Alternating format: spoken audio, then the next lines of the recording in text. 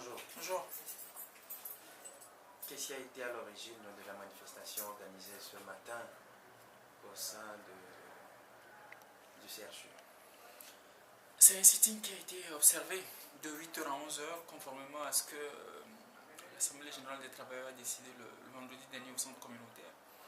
Donc, il avait été arrêté que chaque travailleur sur son lieu de travail observe aujourd'hui de 8h à 15h dans le silence un sitting pour demander le redressement que nous demandions depuis bientôt 2 ans. Donc c'est ce qui a été fait ce matin chez nous. Quel a été le bilan?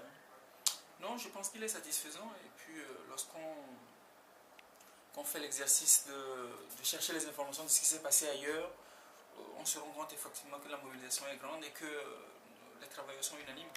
Ils demandent et ils veulent obtenir le redressement pour 2015. N'avez-vous pas peur des représailles puisque selon les termes du Premier ministre la dernière fois, vous avez pris le pays en otage? Non, je crois que le Premier ministre est libre de son opinion. Dans notre pays, la liberté d'opinion est reconnue. Il est libre d'avoir son opinion, mais je ne pense pas que sa seule opinion puisse l'emporter sur celle de 45 000 travailleurs qui vivent au quotidien les conditions pénibles de travail et plus de vie aussi. Alors, en rapport avec la peur, je peux vous dire que nous sommes mentalement préparés. Nous savions que c'est une lutte qui ne sera pas facile.